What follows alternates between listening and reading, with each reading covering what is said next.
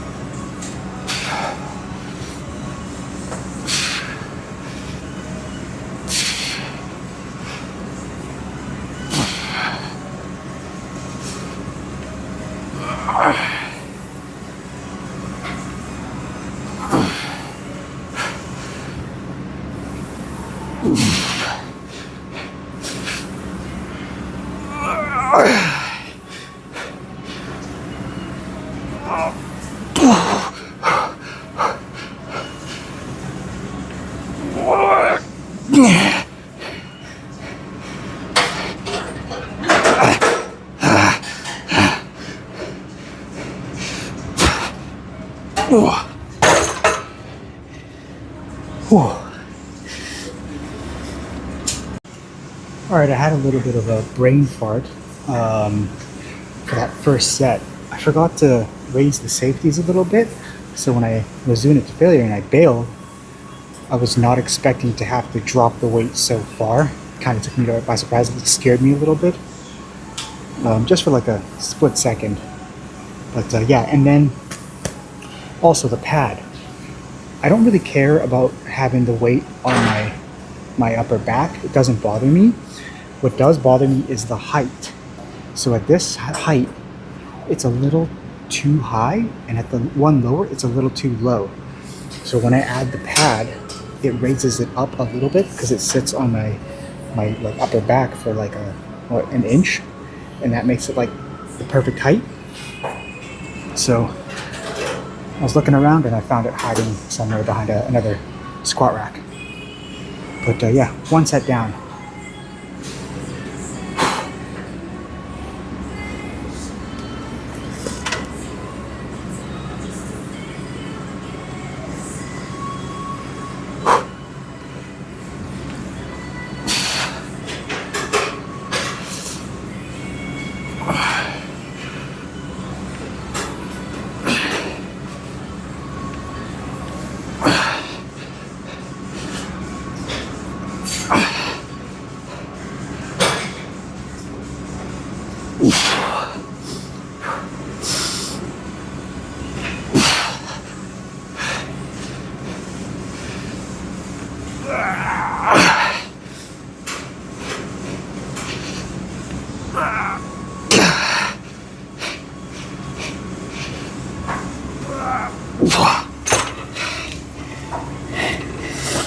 Okay. One thing I don't show or mention is after I bail, it's a whole process to re-rack the weight. I know I could do the old, add another one of these a little lower, so you can kind of hop it up, hop it up, hop it up on one side. But then we don't have any extra, whatever the hell you call these, around. So I'd just be taking one away from a squat rack, and then there'd be somebody left with only one. So I'm left with having to take all the weight off, re-rack it, put all the weight back on. It's a little annoying, but whatever.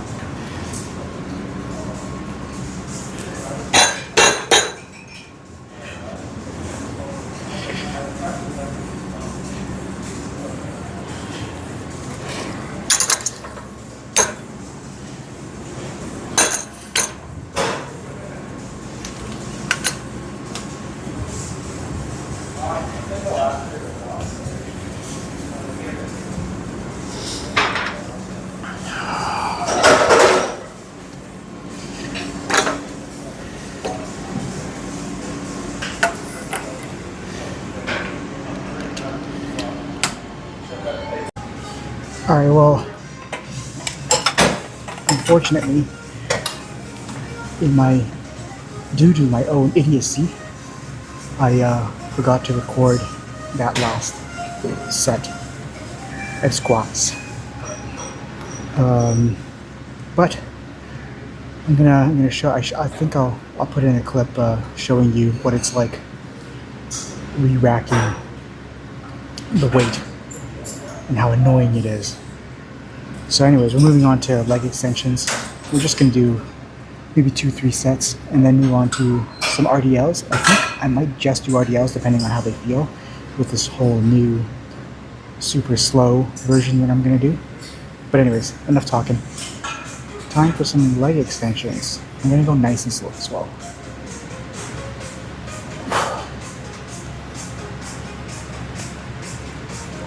Okay. Gotta adjust the balls.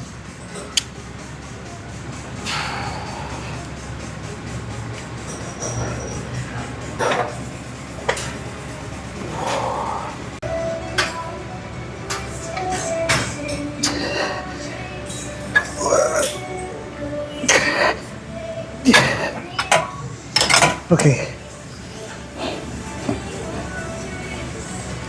This whole going slow, like real slow, on the entire movement is brutal. And I need to change the way I train. Like, the burn that I feel in the leg extensions when I just do it slow instead of just powering through up and then going slow on the way back, it's way different. So I think I need to go real slow on every exercise that I do. Time under tension, right? I mean, it makes sense. All right, we're gonna move on.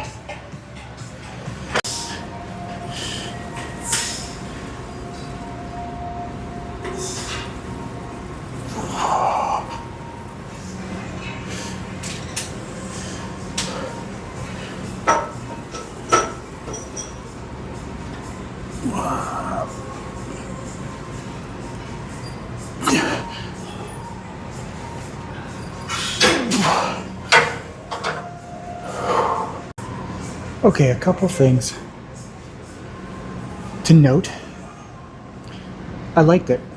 Going nice and slow, real slow, to the point where I'm probably not going to show you the whole set because it would take way too long. Or maybe I will. Maybe I'll show you my upcoming set. But my last set I did maybe, I think it was 8 reps. But my glutes are on fire, and so are my hamstrings actually. They're both on fire, which I don't mind. I don't mind getting a hamstring workout and a glute workout at the same time. But I'm using the Smith machine, which I've never actually done RDLs on a Smith machine, but all the squat racks are taken, and all the areas near the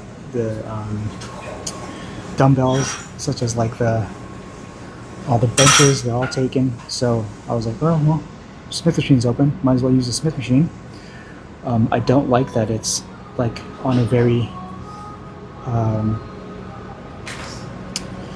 set path, but whatever. But yeah, I do like these. I think I'm definitely going to be doing them, probably not on the Smith machine, probably with dumbbells or maybe even a barbell. The only complaint I have is when you do them real slow, your forearms are on fire. So I would definitely recommend wrist straps. Didn't I say I was going to get wrist straps last weekend? Clearly I didn't. But anyways, wrist straps for sure, because your forearms will get exhausted after like 2 or 3 sets. If you want to do 6 sets, oof, you are going to be tired. Right. Let's go for it.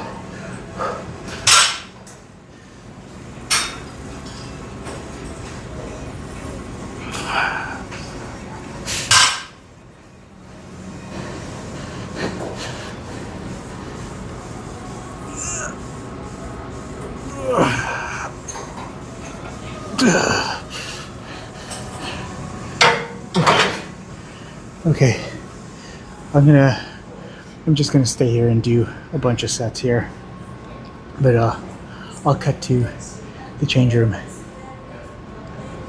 Okay.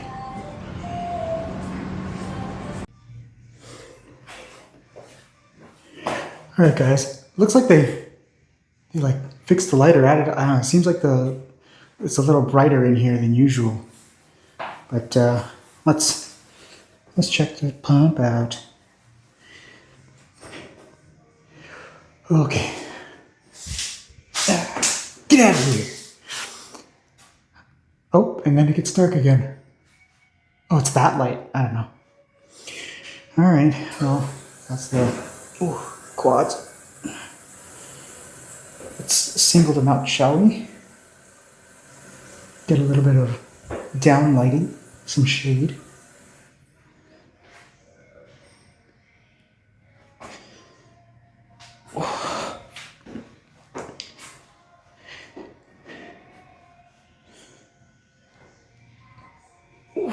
Maybe I should come closer. I don't really know if I'm in frame or whatever.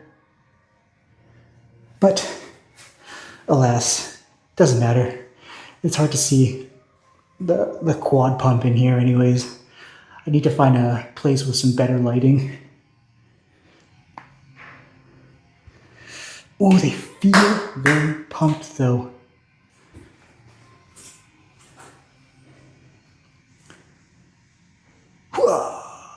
Little butt action. All right, So leg day success. Oh my God, it's March. I forgot to do the calf check. I'll do that next leg day. Pump out the old 20 calf raises on the full stack. Let's see if I can still do it. All right, well, I'll see you tomorrow. Chest day. Gonna be a good one. Hopefully a good one. Hopefully I don't get injured trying to do my flat bench 2 rep max. Well, we'll see. Maybe I'll smarten up by tomorrow. All right. Goodbye.